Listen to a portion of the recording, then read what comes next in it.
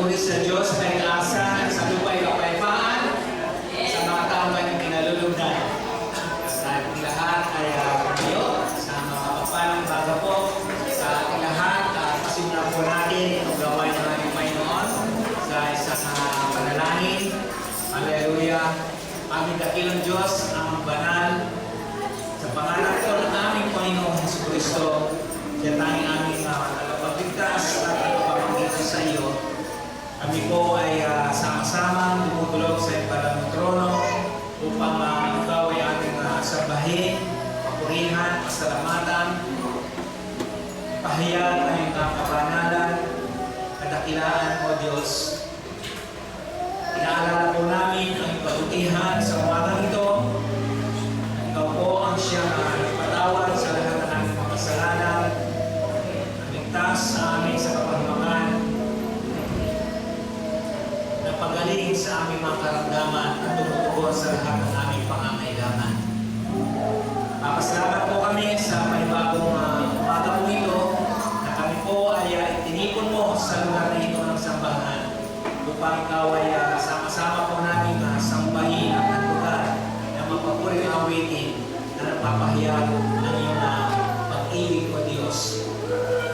Salamat po sa bigay mong buhay sa amin sa umaga nito o Diyos.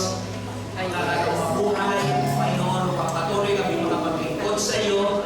Panginoon, ang mga bagay na nais mo pong ipatupad pa po sa amin o Diyos. Itong buhay na ito, Panginoon, ang kalakasan na taglay po namin ngayon, patuloy din po itong magamit, maihandog po sa iyo. Lahat ng bahagi ng aming katawan, Panginoon, maihandog po namin sa iyo, sa iyong katuwiran. Inahabilin po namin sa iyo ang pananambahan po namin ito sa iyo, Panginoon, maging mabagong saming handog nawa po ito sa iyo, aming Panginoon. Tanggapin mo po ang sama-sama pagsamba ng iyong mga anak. Diyos, patnubayan mo po, Ama, sa umagang ito, ang iyong pong lingkod na gagamiting pagsidlan na iyong salita upang ipahayag po sa amin at dalahin po namin, O Diyos, na bawat salita po na lumabas sa kanyang bibig, Panginoon, ay magdulot sa amin ng kalakasan, magdulot sa amin ng patuloy na kaginhawaan, ng kapayapaan, ng patuloy na paglago pa sa aming buhay spiritual, O Diyos. Patnubayan niyo po siya ng iyong banal Espiritu, maging ang mga mangunguna po, O Diyos, sa pag-aawitan.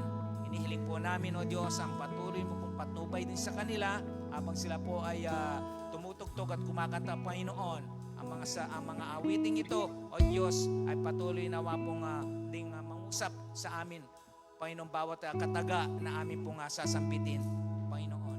At dalahin po namin na maging handa lang po kami, O Diyos, maging bukas ang aming puso at malinaw ang aming isipan upang sa ganun lahat po ng aming gagawin dito, Panginoon, ay masentro po sa iyong pangalan.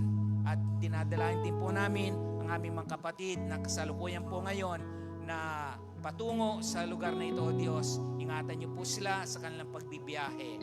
At ngayon, Panginoon, sa pagpapasimula po, Panginoong Diyos, ng aming pagsamba sa iyo, inihiling po namin, Panginoon, ang pagsama ng iyong banal na Espiritu. Sa iyo po lamang ang lahat ng papuri, karangalan at kadakilaan po. Sa pangalan ng aming Panginoong Jesucristo. Amen. Sige po, patuloy po nating palakpakan ang ating Panginoon. Hallelujah. Let us give God the glory, the honor. Hallelujah. Hallelujah. Papurihan po natin ang Panginoon sa umagang ito. Narito po tayo upang magpuri. Narito po tayo upang magsamba sa ating Panginoon. Hallelujah. Hallelujah, Jesus. We give you glory, Lord. We give you praise. Hallelujah. Hallelujah, Jesus. You are worthy to be praised, O God. Hallelujah. Hallelujah. Great is the Lord. Amen. Our God is great. Amen. Hallelujah.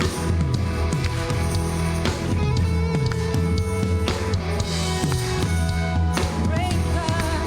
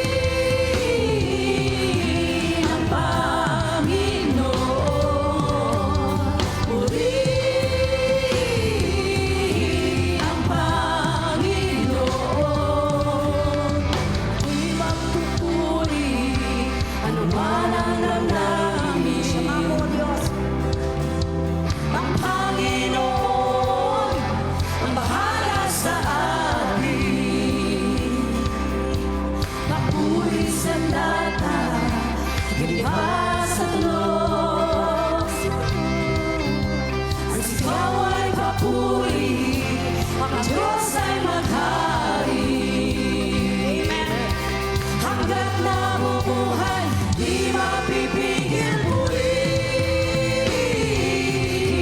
ang Panginoon. Atin siyang purihin ang Panginoon. Di tatahimik ang Diyos ay buhay, sa Diyos ang mapuring alay. Purihin ang Panginoon. Ikaw ay dakila, ikaw ang hari, ika'y namatay at bumangon muli. Ikaw ay tapat, ikaw ay tunay, sa'yo ay walang makakapantay.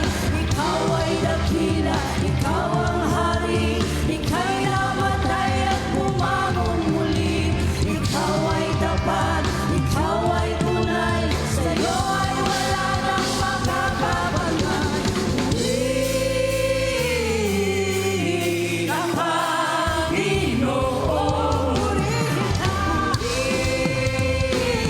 Purihin ang Panginoon. Purihin ang Panginoon. Purihin ang Panginoon.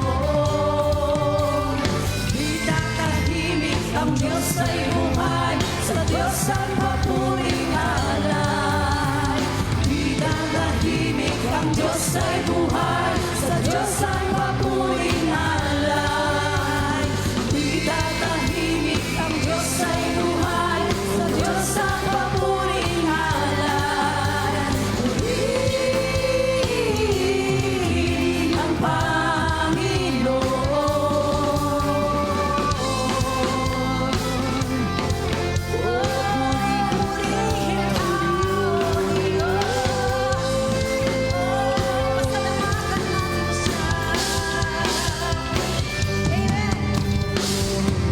lahat ng may hininga, purihin ang Panginoon. Lahat ng may hininga, purihin ang Panginoon. Lahat ng may hininga, purihin ang Panginoon. Lahat ng may hininga, purihin ang Panginoon. Oh, Jesus. Patuloy nating purihin ang ating Panginoon. Hallelujah. Panginoon, nagpapasalamat po kami sa iyong sakdulang biyaya. Sa pagkakataon na ito, Lord, patuloy naming itinataas at tinatakila ang iyong pangalan. Let us continue to worship Him. Hallelujah. Jesus.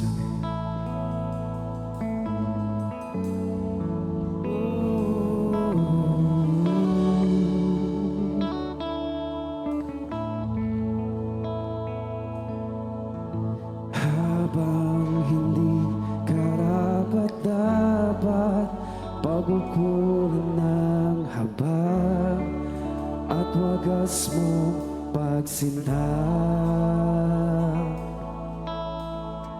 Habang walang kakayanan, masuklian ka ng mabuti sa lahat mong ginawa. Habang hindi karapat-dapat, pagkukulan ng habang at wagas mong pagsinta. Habang walang kakayanan, masuklian ka ng mabuti sa lahat mong ginawa. Niyakap mo ako sa aking karumihan, inibig mo ako nang di kayang tumbasan.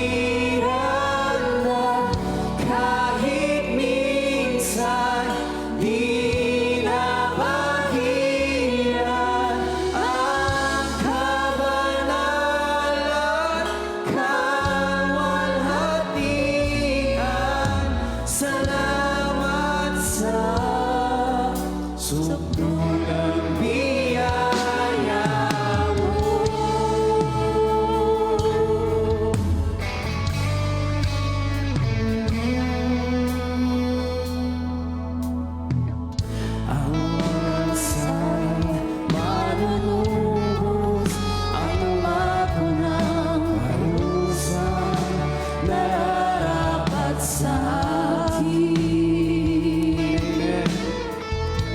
Anong habat sa buhat ko, ikaw ang iyong katwiran, at ako'y patawarin. Niyakap mo ako sa aking kalumihan, inibig mo ako nang di kayang kumbasan. Niyakap mo ako sa aking kalumihan, inibig mo ako nang di kayang kumbasan.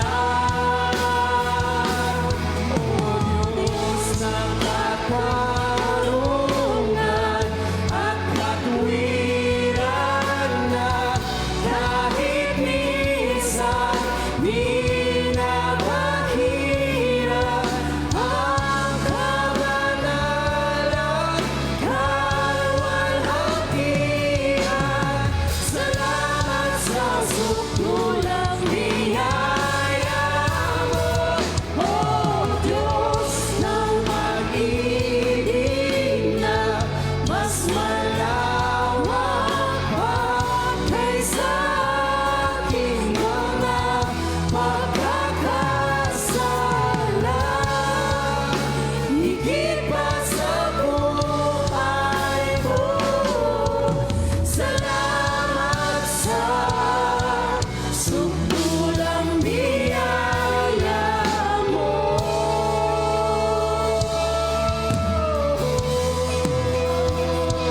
Salamat, Jesus.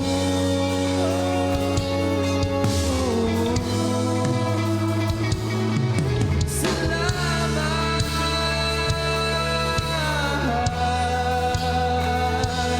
oh Jesus. Sabay-sabay po natin awitin. Hallelujah! Hallelujah! Jesus, we praise you.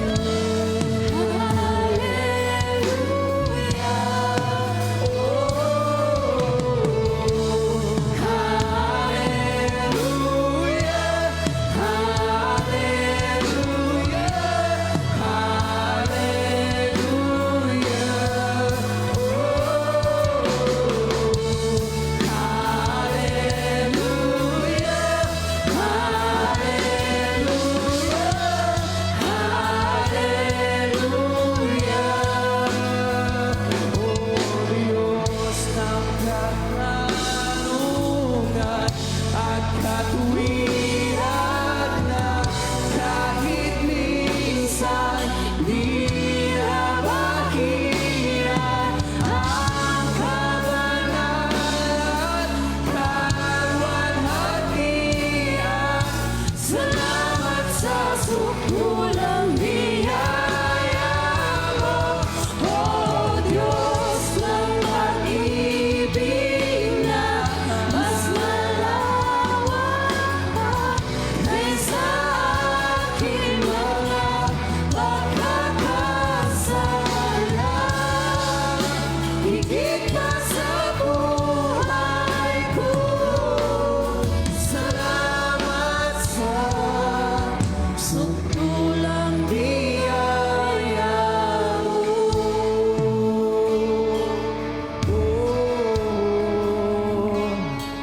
Salamat, Jesus.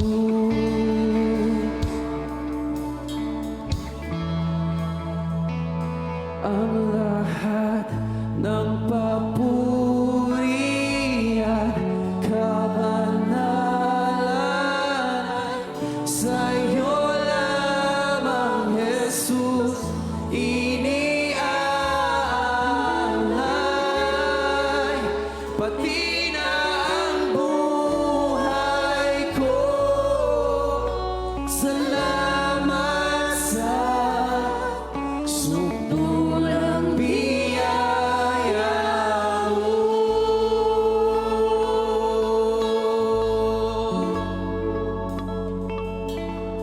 Salamat sa sukdulang biyaya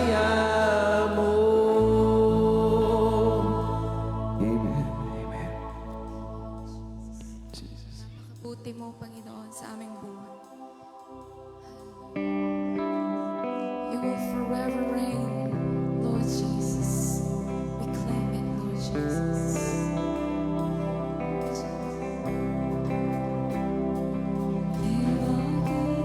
You are good when there's nothing good in me.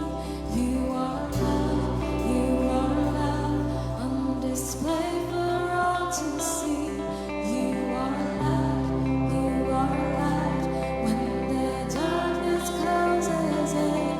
You are hope, you have covered all my sin.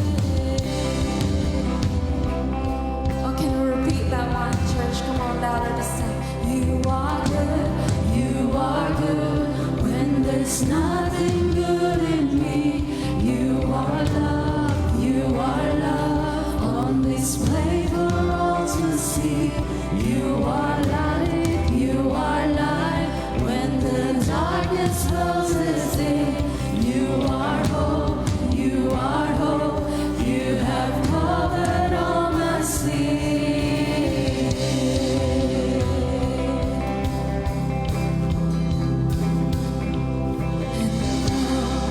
I run into your arms, I run into your arms. The riches of your love will always be enough. Nothing compares to your embrace. Light of the world, forever reign. Oh, you are peace. You are peace. You are peace when my fear is crippling. You are true. You are true. Even in my wandering, you are joy. You are joy. You're the reason that I sing. You are light. You are light. In your death, that's lost extinct. Oh, you are more. Come on, church, louder. It's time to say. You are more than my words will ever say. You are Lord, all creation will proclaim. You are here, in your presence I'm made whole. You are God, of all else I'm letting go. Children of God, we sing. And oh, I'm running to your arms. I'm running to your arms. The riches of your love will always be enough. Nothing compares to your embrace. Light of the world, forever reign. I'm running to your arms. I'm running to your arms. Oh, his riches will always be enough for us. Oh, we thank you, Jesus.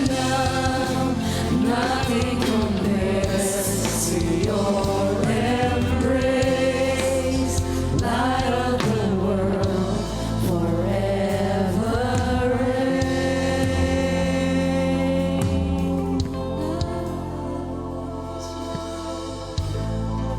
My heart will sing, no other name, Jesus. Come on, church. There's no other name that we praise this morning. Hallelujah. We lift you up. My heart will sing, no other name, Jesus, Jesus. Oh, every heart and every voice. My heart will sing, no other name, Jesus,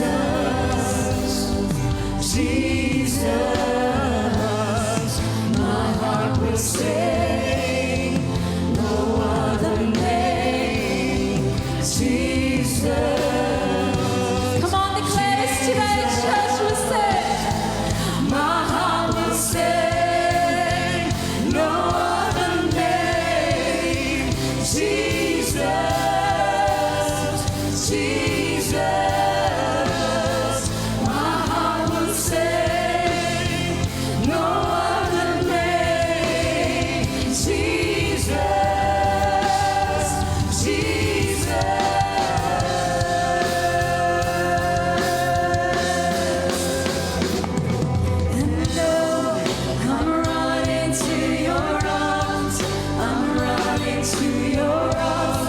His riches will always be enough for us. Hallelujah, we thank you, Jesus. Nothing compares to your embrace. Light of the world, forever reign. I'm running to your arms. I'm running to your arms. The riches of your love will always be enough. Nothing compares to your embrace. Light of the world, forever reign. I'm running to your arms. Come and run into your arms, Lord The Jesus. riches of your Because your riches will always be enough for us. enough. Nothing compares to your embrace. And we thank you. Light of the world, We thank you, Lord Jesus. Hallelujah. Hallelujah, Lord. Oh, we praise you this morning. Everything that we are, we come up to you. Kayo, Panginoon, ang siya patuloy naming maging Panginoon sa bawat oras, sa bawat araw. Walang iba. Walang any idols, Lord Jesus, any other gods that we praise. Kung hindi ikaw lamang, Panginoon, let it be our focus today. Church, come on. We sing it. My heart will sing. There's only one name that we praise this morning. Hallelujah. There's only one name. Come on, can we sing that last verse? Oh, my heart will sing. my heart will sing. No other There's no other name. Only one name. Come on, church, louder. Jesus. My heart will sing. No other name. Jesus. Jesus. My heart will sing. No other name. Jesus. Jesus. Hallelujah. Oh, we praise you this morning, Lord. Kayo po ang siyang patuloy namin katagpuin sa umagang ito. We give you praise, we give you glory, and the honor that you deserve. Hallelujah. In the mighty name of Jesus, we pray. Amen.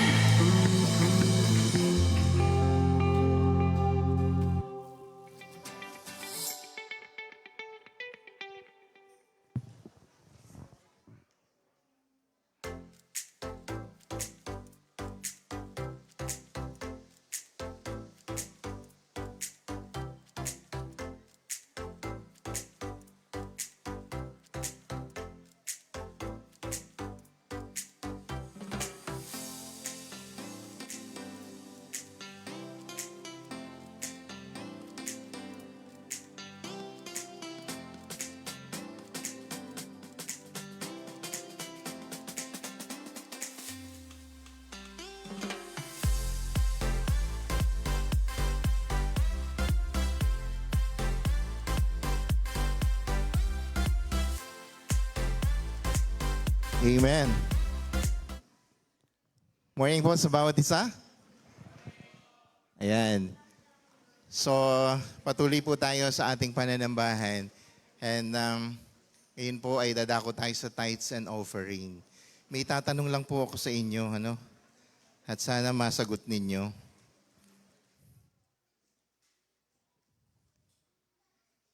Ano po ang nagiging hindrance para hindi kayo magbigay? Ano yung nagpipigil sa inyo na para hindi tayo magbigay? Ano sa tingin ninyo? Alam niyo po,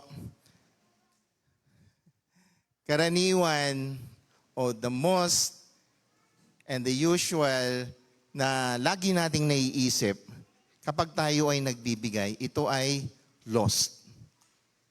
Kawalan. Tama po ba? Kasi kapag may 500 ka, tapos anong 10% ng 500? Ano po? 50. So sasabihin mo, sayang yung 50 pesos. Actually po hindi. Hindi siya kawalan. Bakit sinasabi ko pong hindi siya kawalan? Ano? Giving in church is not a loss. It's an act of what? It's an act of worship, obedience, and faith. Sabi nga po sa it's a scripture, teaches that giving us a way of honor and support His work. Sabi sa Proverbs 3 and 9 says, honor the Lord with your wealth and with the first fruits of all your produce. Actually, gusto ko pong gusto kong patunayan sa inyo na hindi siya kawalan. May gagawin ako na patutunayan ko sa inyo ang pagbibigay ay hindi kawalan. Dito sa harapan ninyo, kung papayagan niyo ako. May narinig ko malakas na boss. Okay lang po ba?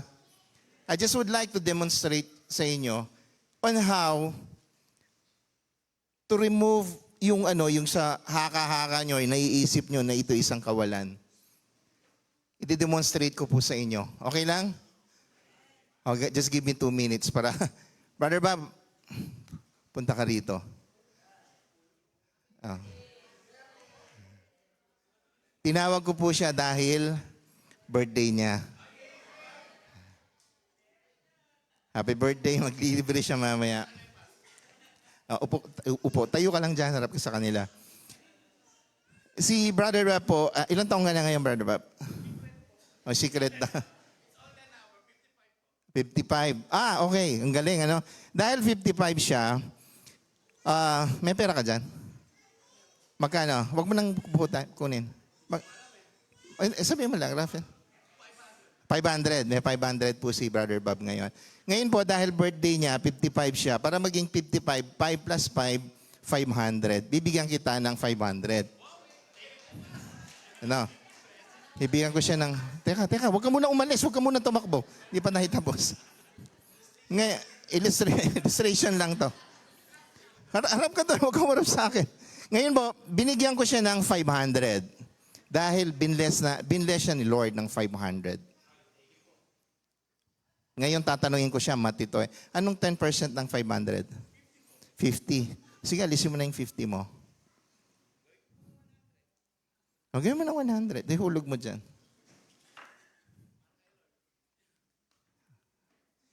Ilang percent po ibinigay niya? 20%.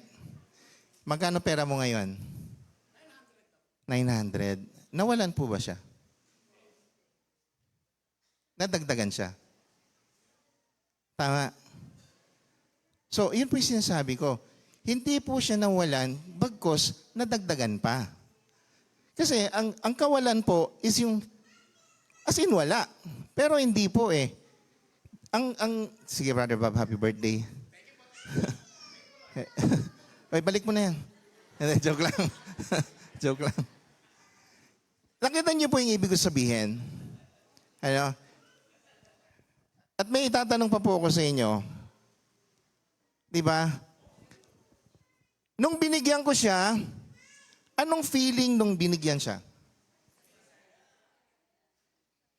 Because Jesus taught us that giving is a blessing. In Luke 6:30, He said, give it and it will be given to you, a good measure, pressed down, shaken together and running over, will be poured unto your lap. So, giving reflects our trust in God's provision and He promises to provide for those who give cheerfully. Magbibigay ang Panginoon dun sa mga taong masayahin na nagbibigay. Actually, pinakompute ko nga lang sa kanya 10% eh. Pero nakita niya yung tuwa niya. We are not expecting that something will going to come. At alam natin, ng Panginoon, binigyan niya tayo, ibibless niya tayo. Before you give, God has already blessed you. Bago magbigay si Brother Bob, binless na siya ng Panginoon. Amen? Kaya nga tinanong ko, magkano yung initial na money mo? 500. Nung umalis siya rito, 900. Nawalan ba siya? Hindi. It's not. Because God already blessed us. At nung nagbigay siya, pinakompute ko 10%, he already gave what? How many percent is that? That's already 20%. But he's still happy. Why? He's giving back cheerfully what God has given to him. So isipin niyo po, ang pagbibigay ay hindi hindi kawalan. It's not a loss. Just like in marketing. Sa marketing po, lagi nilang sinasabi, kapag sabi nila, oy, magbibigay ka ng ganito, mag-buy one, take one ka, ganito. Kapag nag-buy one ka, iniisip nyo na gumagastos. Yes, gumagastos. But in marketing side, we call it investment. And also in church, once you give to the church, you are investing in the kingdom of God. Okay po? So alisin niyo po yung hindrance na yon na you always think of a loss. It's not a loss. It's what? It's an investment. And you are partaking and giving in the investment para sa kingdom ng Panginoon. Amen po? Kaya po tayo kapag nagbibigay kayo, yung masaya, yung parang excited ka, nasa bahay ka ba lang, uy, magpupuri na naman ako sa Panginoon. And may pagkakataon na naman ako na makapag-partake. Hindi lang sa pananambahan, hindi lang sa pagpupuri, kung hindi pati sa pagbibigay. Kapag ganun ka kasaya, I'm going to tell you, the blessings will pour out to you. Not just 10 times, but at 10,000 times. Dahil ang Panginoon, binless ka na niya bago ka pa lang magbigay. Amen? Amen. Let's pray. Father God, muli po ay salamat. Salamat sa mga blessings yung pinagkakaloob niyo po sa amin, Lord. Lord, binabalik lamang po namin dito sa inyo dahil kayo po ang unang nag-bless sa amin, O Lord God. Lord, teach us. Turuan niyo ang aming mga puso na hindi po maging madamot. Bagkus, Panginoon, ay buong puso kami na nagbibigay sa inyo, O Lord, para sa continuation ng inyong gawain, Panginoon.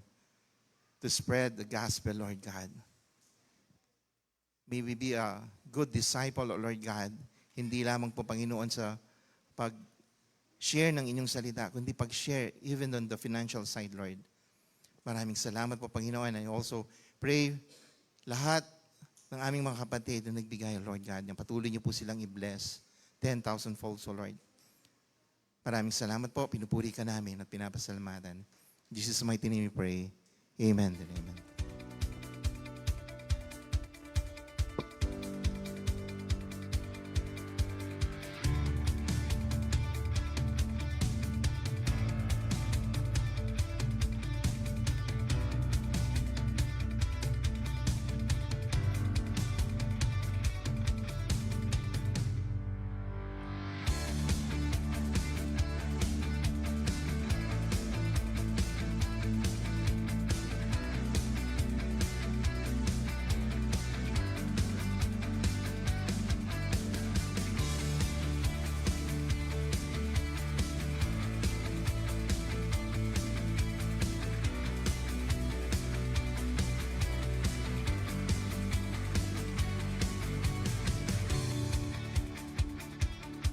Good morning po. A few announcement after service. Continuous po ang ating membership class at water baptism orientation. So again po, for membership class, dito po natin pag-uusapan ano po yung mga basic Christian faith and beliefs and also kung ano po yung expectation ng isang member sa church and vice versa ng church sa isang member.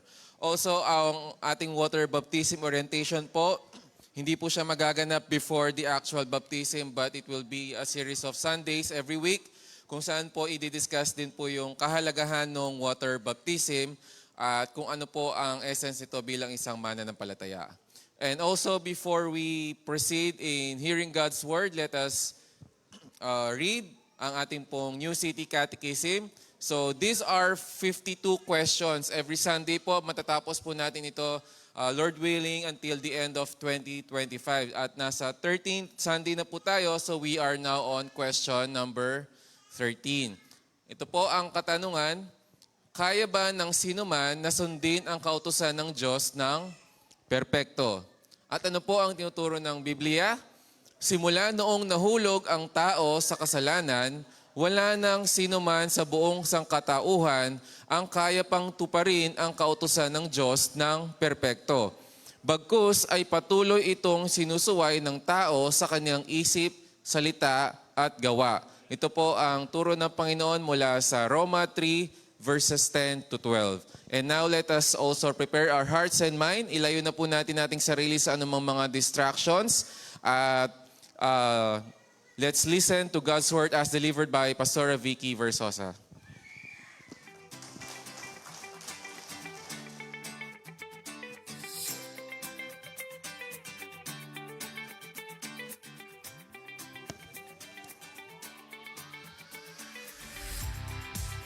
Gandang umaga po sa bawat isa.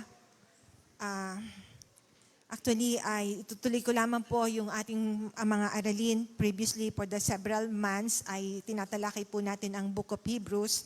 So tayo po ay nasa chapter 9 na po. So inaanyayahan ko po ang lahat na tumayo.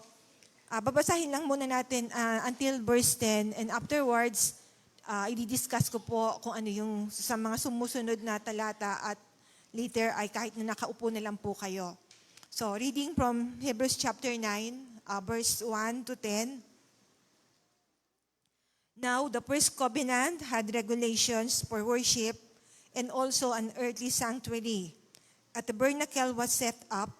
In this first room were the lampstand, the table, and the consecrated bread. This was called the holy place. Behind the second curtain was a room called the most holy place, which had the golden altar of incense and the gold cover ark of the covenant. This ark contained the gold jar of manna, Aaron's staff that budded, and the stone tablets of the covenant. Above the ark were the cherubim of the glory, overshadowing the atonement cover, but we cannot discuss these things in detail. Verse 6. When everything had been arranged like this, the priests entered regularly into the outer room to carry on their ministry. But only the high priest entered the inner room, and that only once a year, and never without blood, which he offered for himself and for the sins the people had committed in ignorance. The Holy Spirit was showing by this that the way into the most holy place had not yet been disclosed as long as the first tabernacle was still standing. This is an illustration for the present time, indicating the gifts and the sacrifice being offered were not able to clear the conscience of the worshiper. They are only a matter of food and drink and various ceremonial washing, external regulations, applying until the time of the new order. Purihin po ang pagkabasa ng salita ng Diyos. Let us pause for a short prayer. Panginoon, nagpapasalamat po kami sa umagang ito. Amin po patuloy na dinadalangin ang kapayapaan, ang siyang maghari sa aming kalagitnaan at ma-appreciate po namin ang mga salita mo sa umagang ito at ito'y patuloy na tumimo sa aming mga puso upang lubos namin na ipamuhay ang iyong mga salita at sa bawat aspeto po na tatalakay namin sa umagang ito, ma-realize namin, Panginoon, na ang lahat ng ito ay tumutukoy sa aming Panginoong Hesukristo. Kaya, Panginoon, amin na pong ipinagpapasalamat ito sa pangalan po ng aming manunubos sa si Jesus. Amen.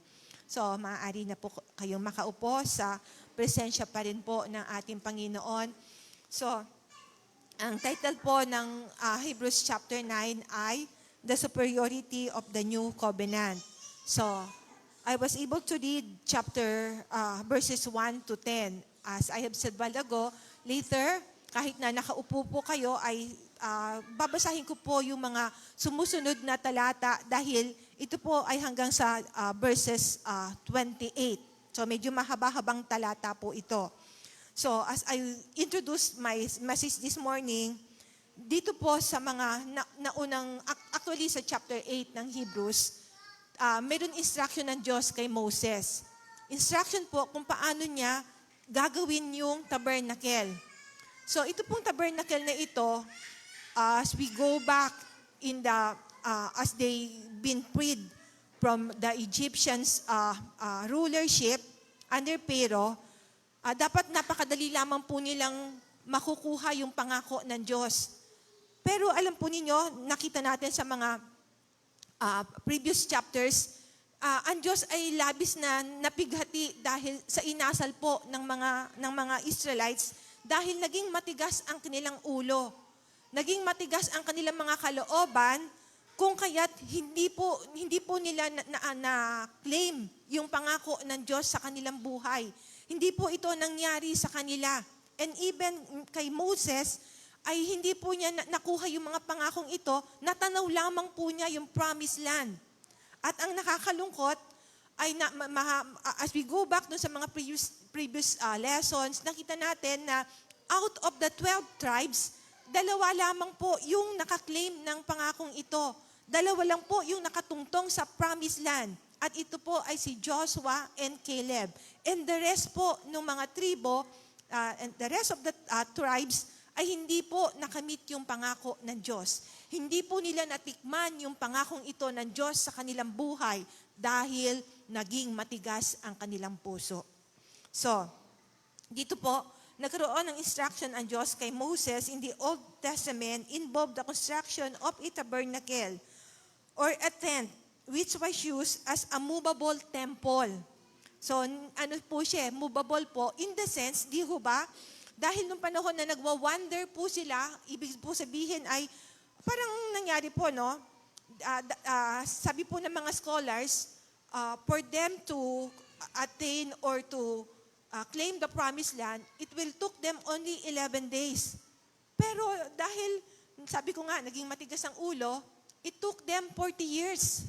Ang tagal po, dapat 11 days lamang po, pero dahil naging matigas ang ulo nila, it took them 40 years. Kaya probably, kapag tumutungtong sila sa lugar na yon, sasabihin nila, parang galing na ako dito Naranasan nyo na ba yun? Na minsan, naliligaw kayo, pero parang balik-balik kayo. So, ganito po yung naging karanasan nila. At kinailangan po ng templo, kinailangan ng tent, na sinasabi po, ito po yung movable.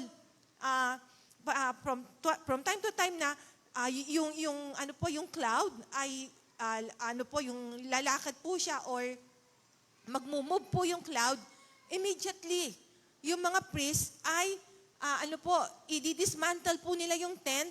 Lahat po ng mga na doon sa loob ng tent na ito ay, carefully, ay dapat na ingatan po nila.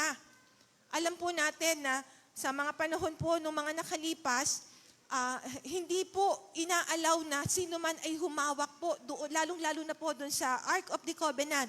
Not everybody is allowed to touch the Ark of the Covenant. Ito po ay napakabanal sa harapan ng Diyos. At sabi ko nga nung mga previous, di ho ba, may akto na matutumba o mahuhulog yung tent dahil hinahatak po ito ng baka. So isang lalaki po yung nag-attempt na yung hawakan ito. Pero alam po ninyo, immediately, namatay po yung lalaking iyon. So, movable temple by the people of Israel, it contains several artifacts as well as 2 rooms. So, meron 2 room po doon sa tabernacle na ito. The purpose of this item was symbolism, meant to be shadows of the future. So, ito po ay Hebrews 8:5, tapos 10, verse 1, when Christ would completely fulfill God's plan. Sa Hebrews chapter 9 naman to, 23 to 24, according to this chapter, the symbolism here is mostly meant to show how the old covenant is limited. The curtains which designated the holy place and most holy place symbolize man's separation from God. So ito po ay nasa Hebrews chapter 9 verse 8. And then the earthly nature of the temple as well as the limited nature of the animal sacrifices pointed to the need for a more permanent spiritual solution to sin. So lahat po ng ito ay foreshadow. Parang nagdedirect, tumutukoy o nag-uugnay lahat ng ito sa ating Panginoong Hesukristo. So the Old Covenant, a shadow of things to come. So I have read a while ago yung Hebrews chapter 9 verses 1 to 10, Unang-una, the tabernacle and its rituals, verse 1, tapos 9 and 10. Jesus in the tabernacle, how does the Old Testament point to Jesus? The tabernacle was in the very center of the camp, with the 12 tribes camped around it, and every person's tent was pitched facing the tabernacle. So imagine, 12 tribo po ito. So hindi lamang po sila kakaunti, napakarami po nila, no? So bawat angkan, ipipitch nila yung kanilang tent. So kahit na nakatalikod sila doon sa tent, they see to it na dapat ay yung opening ng kanilang tent, nakaharap po doon sa tent, doon sa tabernacle.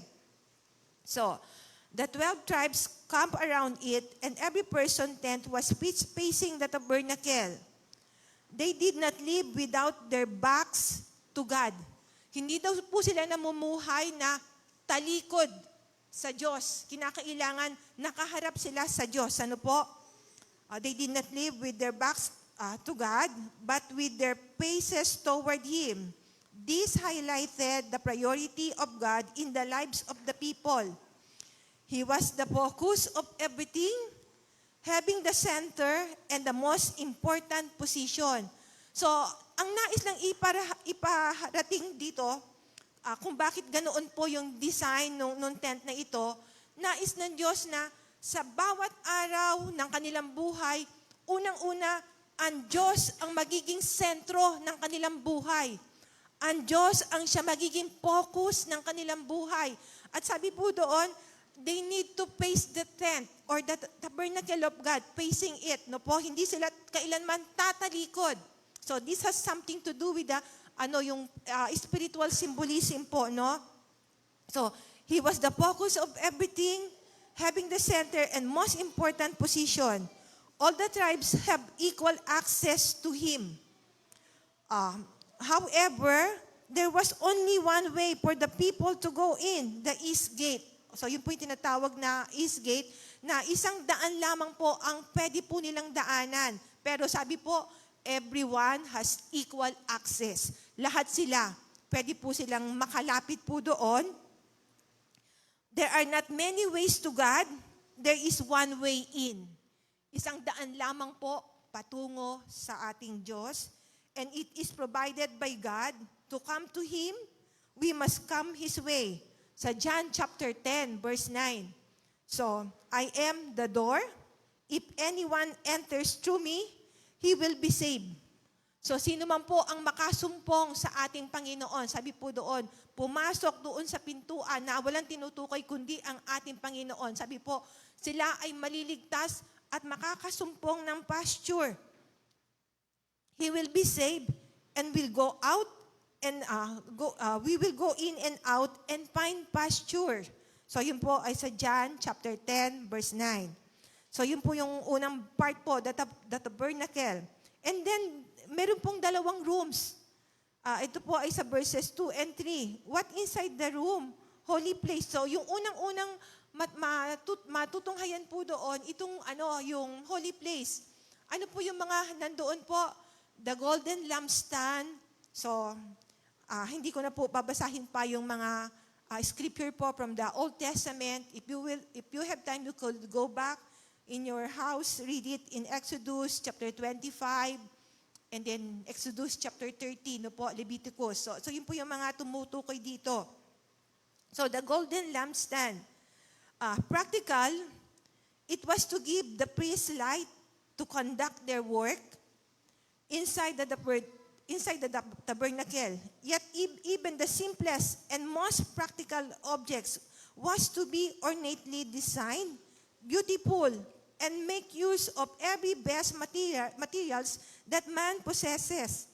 This is a reminder that God deserves man's absolute best in everything. Even in seemingly small details, the lamp. Okay. So, dun po sa Exodus, ay, kung mapapansin po nyo, itong lampstand na ito, merong 7 candlestick. At nakakamangha po, ang Diyos ay nais niya na lahat ay napakaganda sa kanyang harapan. Kaya ito po ay made of golden, gold plate po ito, gold-plated po. So alam naman natin na nung umalis po yung mga Jews sa Egypt, hiningi po nila yung mga kayamanan, yung mga ginto nung kanilang mga amo. At ang description po ng Biblia ay strip off, parang hinubaran po nila yung mga Egyptians. Ganun po yung nangyari doon. As in, nung nagpaalam sila na pupunta sila sa promised land, magsasamba sa Diyos, at humingi po sila ng mga kayamanan mula po sa mga Ehipto, ang description po doon ay they were stripped off. Hinubaran po sila. So lahat-lahat ng mga nasa kanilang mga ginto, ibinigay po nila ito sa mga Israelites. So napakaganda po, as you could go back in Exodus 25 and verses 31, 32 and verse 37. So kahit na simpleng-simple itong lampstand na ito, pero made up of gold. Gawa po siya sa ginto. And then sabi nga po dito, it reminds us that God deserves the best of us. Nais ng Diyos yung pinakamainam para sa atin. Ayaw po niya nung tira-tira. Ayaw niya yung parang, pwede na to. So siguro yung nakakapanood kayo sa dun sa Facebook, tama na to. I don't know, siguro nakaka-relate yung ibang mga nanay diyan. Ito yung nanay na gustong-gustong nagluluto para dun sa kanyang anak, parang ganun tama na to. Pwede na to, parang ganun. So, sa Diyos hindi po pwede yun Kinakailangan yung pinaka-best ang ibibigay po natin para sa Kanya. Dahil lahat po ng mga bagay na ito po ay foreshadow. Ito'y laging tumutukoy sa ating Panginoong Jesus. So yung golden lampstand na ito, sabi nga, siya yung yung ilaw na nagbibigay ng liwanag sa madilim na mundong ito. So for us, so we will not walk in darkness. Hindi na tayo lalakad pa sa kadiliman kasi ang Diyos ang siyang nagbibigay ng liwanag sa bawat isa. Okay. So, this is a reminder that God deserves man's absolute best in everything, even in seemingly small details. So, symbolic, God provided light to His people. Because of His presence with them, they need not live in darkness. Dahil sa presensya ng Diyos na nasa kanila, hindi na sila kailangan pang mamuhay sa kadiliman. Maaari na tayong mamuhay ng may liwanag. At Jesus spoke to them saying, I am the light of the world. Whoever follows me will not walk in darkness, but will have the light of light. Magkakaroon po sila ng liwanag sa buhay na ito. And then, next po yung table for showbread. So meron din po tayo mga reference po dito, Exodus 25 and then Leviticus chapter 24. On this table was put the 12 loaves of bread. So why 12? Kasi alam naman natin, 12 yung tribes. So each tribes representing yung loaves of bread. So these loaves were displayed on the table and then eaten by the priest before the Lord. In His presence, these loaves of bread showed God's continuous provision for His people. He sustained them and took care of them. The bread is the foreshadow of Christ. Jesus is the bread which comes out from heaven. Sa John chapter 6, di ba? Na marami po yung sumusunod sa ating Panginoon dahil sila ay nabusog. And after a while, akala nila, eto na naman, panibagong himala na naman at pakakainin na naman sila.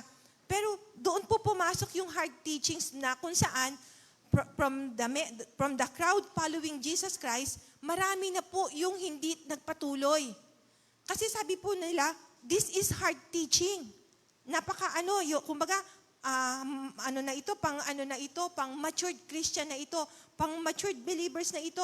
Hindi na ito para sa atin. Kaya dun po sa John na yun, chapter 6, from then on, many of the crowds, many of the believers following Jesus, who witnessed or parang who tasted the miracle performed by Jesus Christ through feeding the thousands, ay unti-unti hindi na po sila, nag-withdraw na po sila. Unti-unti, hindi na po sila sumunod sa ating Panginoon. Dahil sabi nga, this is hard teaching. Ito ay matigas ng mga turo. Okay. So Jesus is the bread of life. He provides for us. He sustains us. He fills us. No other food, nothing in this world can satisfy our spiritual hunger and need for God. Only Jesus. Tanging ang Panginoon lamang po ang siyang makakapag-sustain, makakapag-satisfy ng lahat ng ating mga spiritual hunger.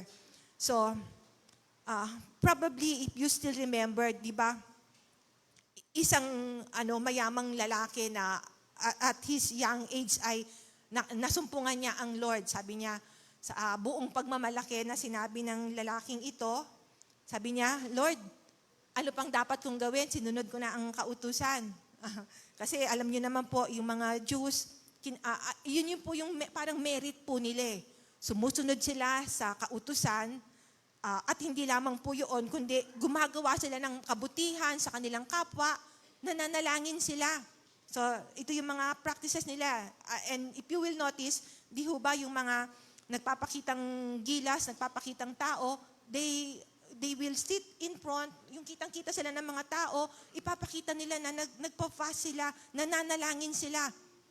Pero sabi ng Panginoon, kung nasunod mo na yung kautusan, mga kautusan na mula sa 5 books of Moses, then go sell your possessions and follow me. Ibenta mo ang mga ari-arian mo, ibenta mo ang property mo, sumunod ka sa akin. Okay. So, nothing of this world can satisfy our spiritual hunger and need for God, only Jesus. And then, next is the altar of incense. The altar of incense, Exodus chapter 30, and then verses 1 and 2, and 6 to 8. So, the incense was to be left burning continually day and night. So nakita po natin kung gaano ka-tedious yung work ng mga priests na sila po ay nagmi-minister, nagsiserve sa loob ng templo, umaga at hapon, at hindi lamang po yun. Medyo talagang madugo po yung kanilang mga paghahandog dahil kinakailangan ng pagpatay ng mga animals, ng goat, ng bulls, ng ram. So, ang mainam po sa Panginoon, kapag mahirap, inaalaw naman niya yung pigeons and even yung mga pine flour, mga harina. Yun po ay depende sa estado ng buhay ng mga tao. So, yun po yung mga paghahandog nila. So, continually day and night as a pleasing aroma to the Lord, made of precious spices and was considered holy. No strange incense was to be offered on the altar. The incense was a symbol of the prayers and intercessions of the people going up to God as a sweet fragrance. Our prayers ascend to God as the smoke of the incense ascended in the sanctuary. The altar of incense can also be seen as a picture of the intercession of Christ. So, dalawang bagay is either na yung prayer po ng mga priests and even ng mga taong maaaring lumapit po sa Panginoon, and at the same time, yung prayer po mismo, a picture of intercession of Christ. So the altar of incense was a type of Christ's mediation on our behalf. So also shows the perpetual natures of Christ's mediation, Christ's intercession on our behalf. So ang Panginoon mismo ang siya nag-i-intercede sa ating lahat. And here, the Ark of the Covenant, the 2 stone of tablets, ano po yung nasa loob nito? Yung 2 stone of tablets, ito po yung 10 Commandments. ipinapaalala nito? A reminder of the law's importance as God's standard of holiness for His people. Pagpapakita, ano yung mga batas na ito, pagpapakita ng kabanalan ng Diyos na ito yung nais ng Diyos na makita ng tao, ang Diyos ay isang banal na Diyos. So, God's standard of holiness for His people. And then a pot of manna, a reminder of God's provision. And next, Aaron's rod that budded. Ito naman po yung reminder po ng God's mighty acts. Ang Diyos ay patuloy na gumagawa ng himala. So, if you still remember, di ho ba, noong panahon na si Moses at si Aaron ay na tumutungo kay Pero, 10 times po yun 10 beses, balik-balik sila. And one time, binitawan po yung rod na ito at naging snake. At anong ginawa ng mga magician ni Pero? Naghagis din po sila nung kanilang mga rod at naging snake din po. Pero anong nangyari? Yung snake na inihagis ni Aaron ay kinain yung mga snake na ginawa ng mga magician. So again, itong Aaron rods na ito, a reminder of God's mighty acts. Ang Diyos po ay patuloy na gumagawa ng himala. So, next po, verse 7, the high priest role. So, balikan ko lang po yung verse 7 po ng chapter 9.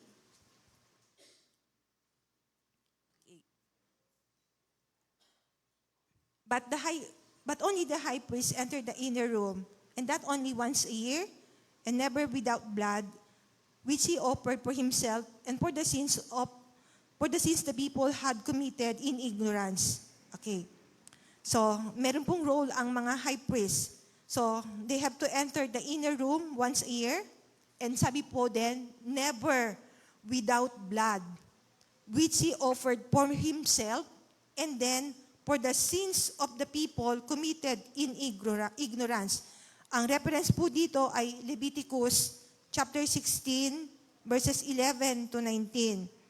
And then, yung offering po niya para sa kanyang sarili at para sa kanyang household ay bull or ram. And then, para sa kasalanan po ng mga tao, kinakailangan ng sin offering, ito po yung goat, kambing. Okay. So you see na parang sobrang yung pagpapakita ng kasalanan ng tao ay napakabigat. And it requires an offering.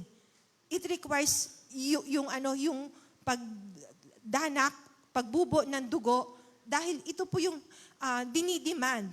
Ito po yung nire-required ng Diyos upang ang kasalanan ng katauhan ay matubos sa kasalanan, And even in Genesis, nung magkasala po sina Adan at Eva, ang Diyos mismo ang siyang nag-initiate. Anong ginawa ng Diyos? Di ho ba? Nagpatay siya ng tupa at mula po sa dugo noon, nakita natin na meron ng shadow, parang pagpapakita na ito ang magaganap sa hinaharap pagdating ng ating Panginoon. At not only that, dahil ang unang pong pinantakip nila sa kanilang katawan ay mga dahon, kinailangan po ng yung skin nung sheep na siyang ipangtatakip po sa kanilang kasalanan, sa kanilang katawan, po. And next po, the symbolic nature of the sacrifice in verses 9 to 10. This is an illustration for the present time, indicating that the gifts and sacrifices being offered were not able to clear the conscience of the worshiper. They are only a matter of food and drink and various ceremonial washing, external regulations applying until the time of the new order.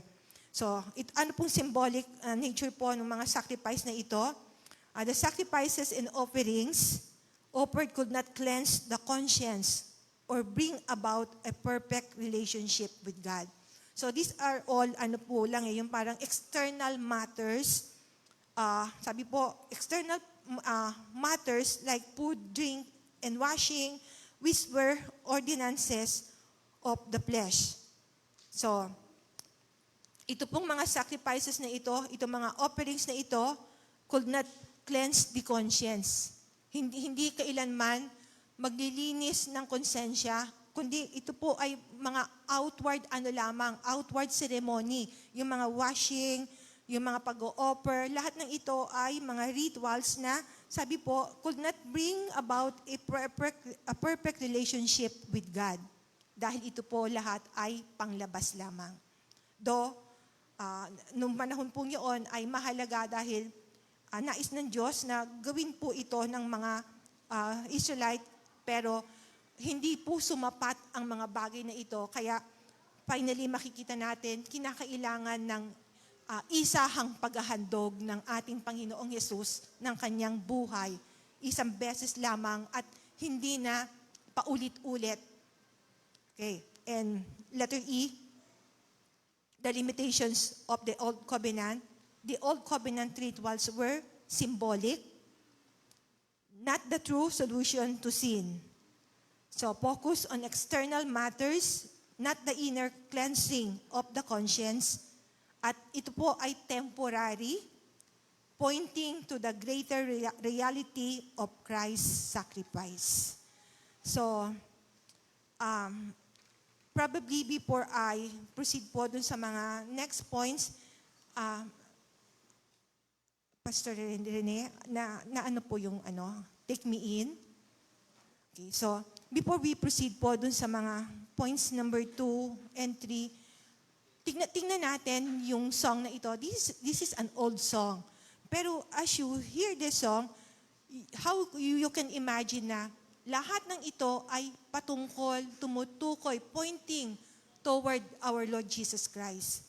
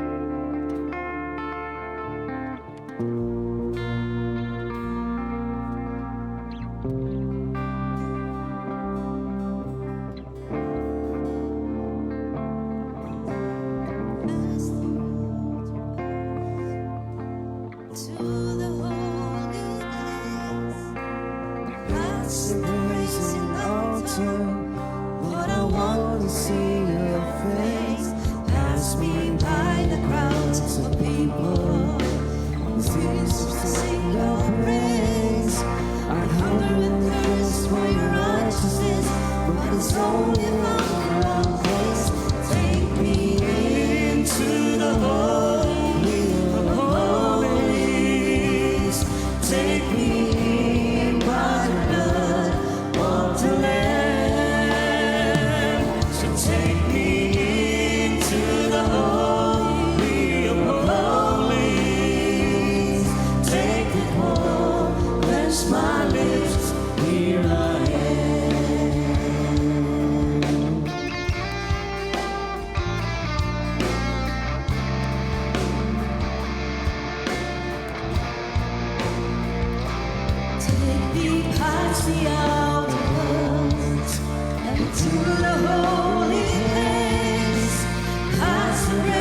is an altar.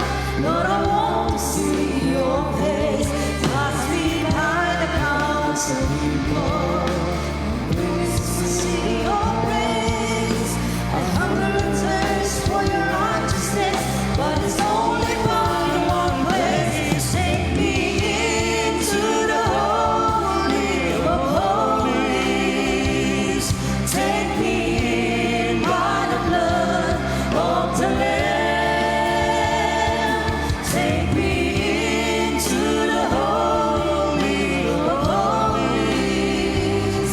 Take the cold, press my lips, here I am. So take me into the holy of holies. Take me in by the blood of the Lamb. Take me into the holy of holies. Take the cold, bless my lips, here I am. Take the cold, bless my lips, here I am. Take the cold, bless my lips, here I am.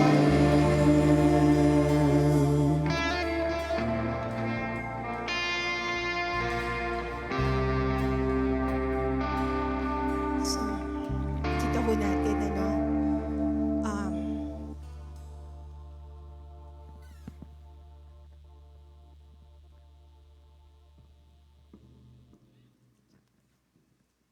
so as I continue in point number 2, the new covenant Christ, the true high priest, and reading from verse 11 to 14, ito po ang ipinapahayag dito. When the Christ came as a high priest, the good things that are already here, He went through the greater and more perfect tabernacle that is not man-made.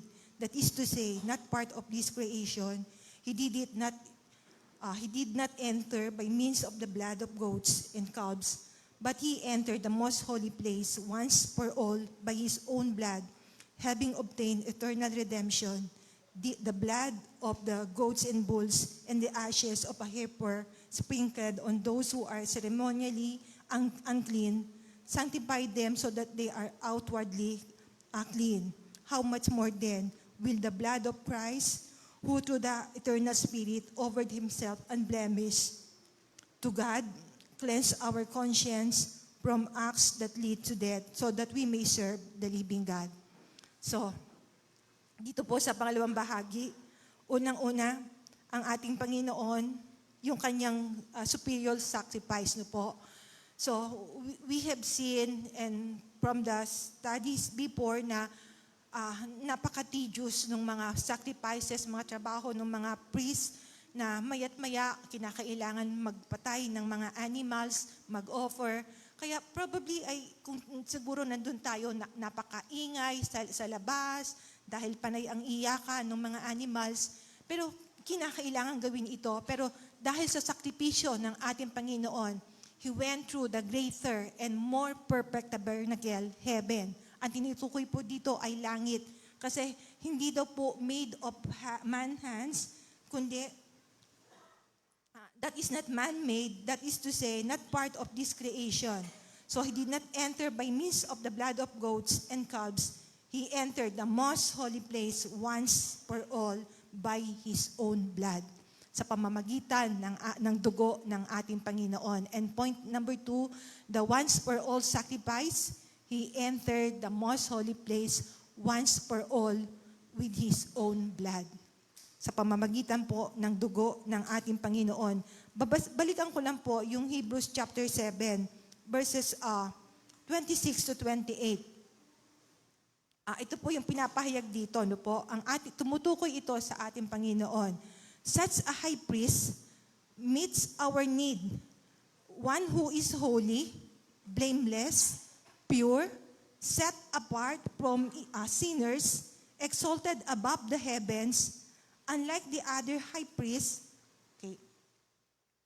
Unlike the other high priests, He does not need to offer sacrifices day after day, first for His own sins and then for the sins of the people. He sacrificed for their sins once for all when he offered himself. For the law appoints as high priests men who are weak, but the oath, which came after the law, appointed the Son who has been made perfect forever. So, unlike the other priests, yung mga galing po sa mga Levites, sa angkan ni Aaron, sila po ay,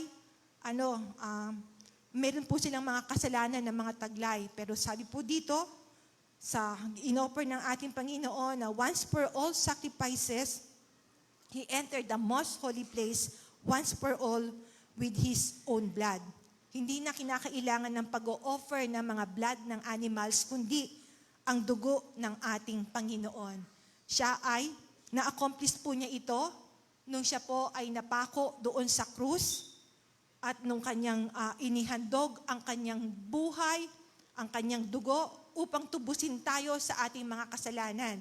So, siya po ay tumungo sa kalangitan upang ipakita sa Ama na ito na yung pagtatapos ng lahat ng mga pag-o-offer. Ginawa ko na ng minsanan at hindi na kailangan pa ng paulit-ulit na mga sacrifice, mga offering sapagkat ginawa na ito ng ating Panginoon ng minsanan, once and for all sacrifices. So the cleansing power of the blood, so His blood forgives the sin of all who repent and believe. So yun po ay sa Matthew 26:28. His blood cleanses believers' conscience that they might serve God without guilt. So wala na po silang yung guilty conscience na every time na parang, iba po kasi yung parang mga tao minsan na parang guilt conscious sila na, naku baka hindi tugunin ng Diyos ang aking panalangin. Pero as long na alam natin na tayo'y lumapit sa Panginoon, humingi ng tawad sa ating mga kasalanan, at naniwala na tayo ay pinatawad sa lahat ng ating karumihan, sabi po, we could boldly approach the throne of grace. Maaari na tayong tumungo doon sa trono ng biyaya ng Diyos. So unlike before, di ho ba, meron curtain na naghihinder doon sa high priest para tumungo doon sa most holy place. Pero nung ang Panginoon ay sumigaw doon sa Mateo, sabi niya, tapos na, it is finished. Alam po ninyo, yung curtain na ito, from top to bottom, na po siya, napunit po siya.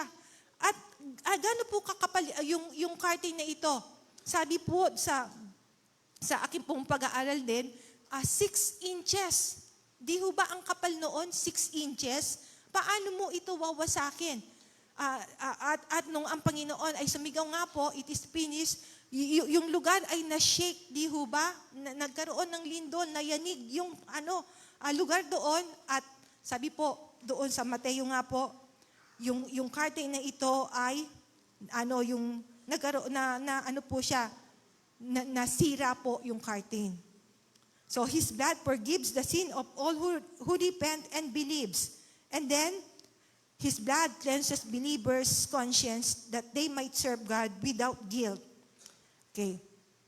So, actually, doon po sa Leviticus chapter 16, makikita nyo doon yung mga madaming mga pag-o-offer na ginagawa po ng mga priests. Mga mga detalye, kinakailangan sprinkled, iwisik, mula po doon sa bulls o ram na papatayin. Susunod po, babalik na naman siya kasi una, paghahandog para sa kanyang kasalanan, and next, para sa kasalanan ng kanyang household. Babalik na naman siya at papatay ng goat, isprinkle na naman para naman sa kasalanan ng mga tao. Okay. So, how much more will the blood of Christ, who through eternal Spirit offered Himself without blemish to God? So, walang bahid ng kasalanan. Yun po ang dugo ng ating Panginoon. Yun po yung sakripisyo na ipinagkaloob ng Diyos para sa katubusan ng ating mga kasalanan. So, kaya dapat aware tayo, no? Maging, minsan di ba nakakalungkot kapag nakakakita kayo ng parang grupo-grupo na sinasaktan yung kanilang mga sarili pagka Holy Week na, ano po?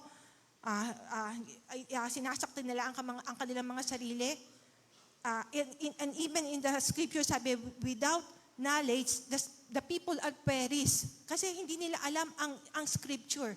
Hindi nila alam ang kasulatan kung kaya't gumagawa sila ng mga bagay-bagay upang tubusin ang kanilang mga kasalanan. And next, Christ's mediatory role sa chapter 9 verses 15 to 28. So mediator of the new covenant. Those who are called may receive the prophesied eternal inheritance. So, for there is one mediator between God and men, the man Christ Jesus. So, isa lang po ang mediator. Hindi po tayo, unlike po dun sa ating pinanggalingan, kinakailangan ng yung mediator dun sa nanay. Ngayon, hindi po kailangan natin si Jesus. We have a direct access to our Lord Jesus Christ. Hindi na kailangan na tayo po ay lalapit doon sa nanay at hihingi ng tulong na ito yung aking kalagayan, ang maganda. Dahil nga po doon sa ginawa ng ating Panginoon, yung curtain ay na-divide, nawasak na yung kortina na naghahadlang sa kasalanan ng tao patungo sa Diyos. And even in Hebrews, we could directly approach God's throne. Lalapit tayo sa trono ng biyaya ng Diyos. At maaari na tayong maghandog ng ating mga panalangin. So, yun po yung mga katotohanan na tinutukoy po dito. So, the significance of Christ's death. So, Christ redeemed us from the curse of the law. Sa Galatians chapter 3, 13 to 14, di ho ba, nung ang Panginoon ay nabayubay doon sa krus, lahat po kasi nang ipinapako sa krus, sumpa yun sa kanila. Parang grabing heinous crime na kasalanan na napakabigat na parang wala nang kapatawaran. Ganun po yung yung capital punishment way back po nung panahon ng ating Panginoon. Kaya sabi po dito ay He redeemed us from the curse of the law. Again, yun po ay sa Galatians chapter 3. And Christ redeemed us from guilt of our sin. And then, He redeemed us from the power of sin, knowing that we are not redeemed with perishable things like silver or gold from a futile way of life inherited from your fathers, but by precious blood as of lamb, unblemished and spotless, the blood of Christ. Yun po ay sa 1 Peter chapter 1, verse 18 to 19. And Christ's heavenly ministry. Dagdagan ko lang po yung sa Jesus' death, nagkaroon na po tayo ng eternal inheritance. And then, we are purchased back from what our transgression deserved.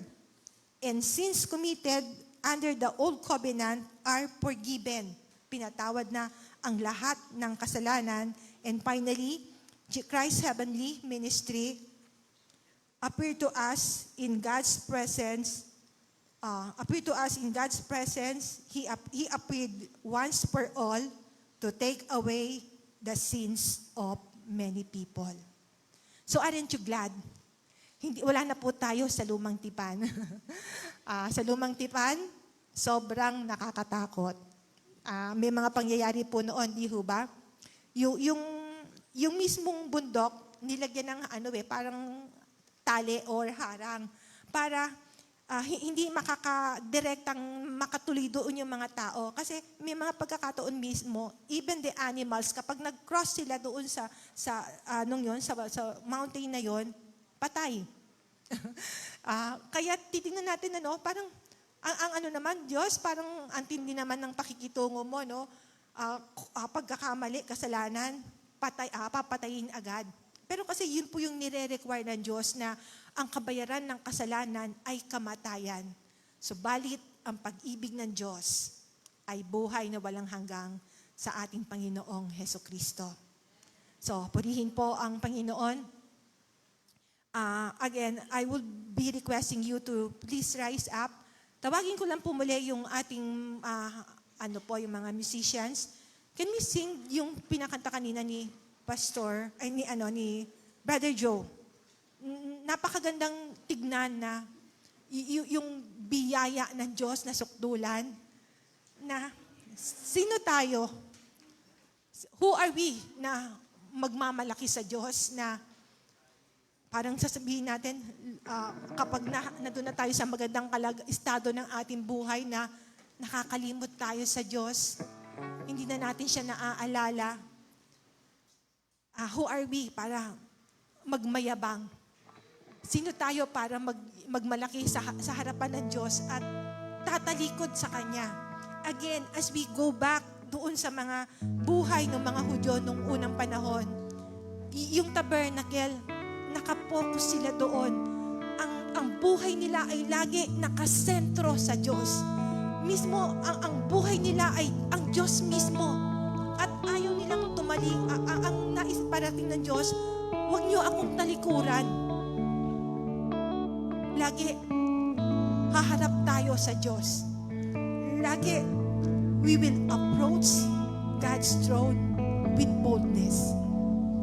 Dahil hindi na yung kasalanan natin ang nakikita ng Diyos, kundi yung righteousness ni Jesus ang nakikita na sa atin ng Ama. Yung kabanalan ni Kristo ang nakikita sa ating mga buhay. Hindi na yung karumihan ng ating mga kasalanan. Hindi na yung katigasan ng ating mga puso. Hindi na yung katigasan ng ating mga ulo. Kundi yung kabanalan ni Kristo ang nakikita ng Diyos sa ating mga buhay.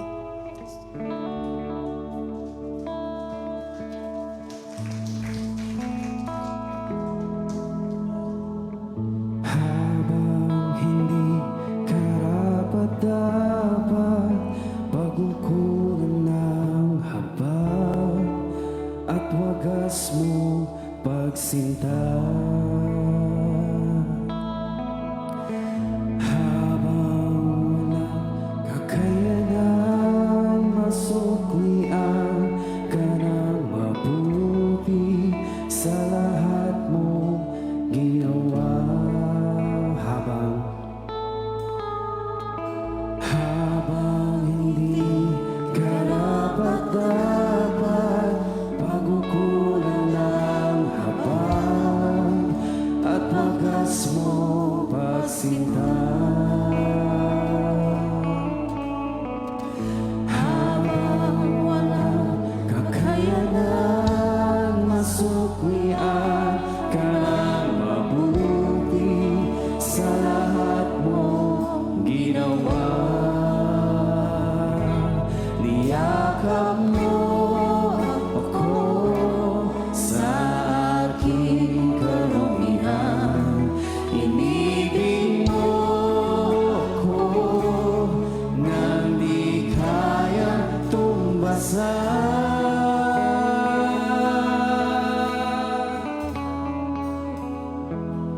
O Diyos ng katarungan at katwiran, na kahit minsan di na mahiran ang kabanal at kaluwalhatian. Salamat sa sukdulang biyaya mo.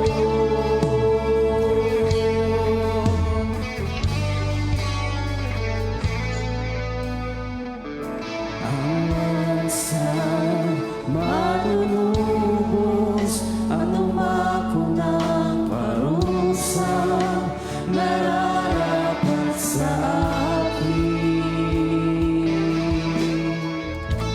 Anong hawak sa tulad ko'y igawad ang iyong katwiran, at ako'y patawarin. Niyakap mo ako sa aking karumihan. Inibig mo ako nang di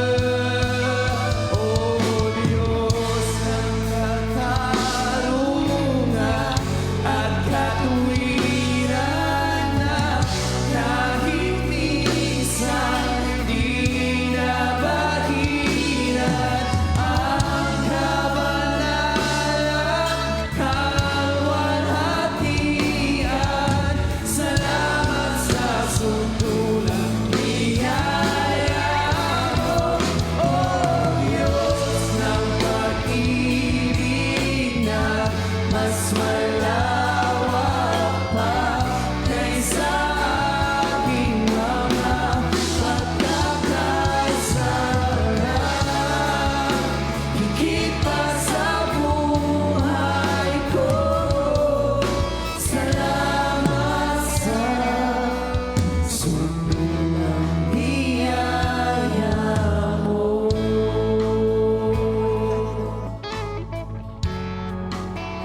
Maraming salamat, dakilang Diyos. Salamat sa biyaya mo. Salamat, Panginoon, sa kahabagan mo sa aming lahat. Salamat sa kapatawaran ng aming mga kasalanan. Salamat, Panginoon, sapagkat maaari na kaming lumapit sa iyong trono ng biyaya without guilty feeling, Lord, na makasalanan kami. Sapagkat lahat ng ito ay pinawi mo sa pamamagitan ng minsanang sa sakripisyo ng buhay ng aming Panginoon. Maraming salamat, Lord. And now we declare healing. We declare peace. We declare prosperity. We declare good health.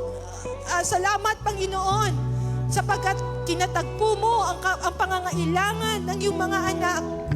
Salamat, Panginoon, sapagkat inihanda mo ang magandang kinabukasan sa mga anak mo na patuloy na umaasa at nagtitiwala tanging sa iyo lamang, Panginoon. Kaya, Panginoon, amin po dinadalangin ang patuloy na pag-iingat niyo po sa iyong mga anak. Subaybayan niyo po ang bawat isa sa paglabas at pagpasok ng aming mga tahanan. Iingatan niyo po ang iyong mga anak. Iingatan niyo po ang mga anak mo na sa iyo lamang umaasa, sa iyo lamang nanganganlong, at sa iyo lamang lumalapit upang humingi ng tulong. Panginoon, maraming salamat. We declare shalom, yung totality, Panginoon, ng lahat ng mga pagpapala na nagmumula po sa iyo. Ibinigay mo na po sa aming lahat. Ang mga magagandang bagay na ipinangako mo ay ibinubuhos mo sa lahat ng mga nagtitiwala sa iyo, sa mga nagtatapat sa iyong mga salita, Panginoon Diyos. Maraming salamat, dakilang Diyos. Amin na pong hinihiling sa buong linggong ito ang pag-iingat niyo po sa iyong mga anak. Saan man po sila tutungo, sa kanilang trabaho, sa kanilang negosyo, ano man pong mga aatinan po nila, samahan niyo po ang bawat isa. Subaybayan niyo po ang lakad ng iyong mga anak. Ngayon, ang pag-ibig ng Ama, ang pagliligtas ng anak, at ang presensya, pakikipisa ng Espiritu Santo sumaatin hanggang sa muling pagbabalik ng ating Panginoon. Lahat po'y magsabi ng Amen. Magandang umaga po sa bawat isa.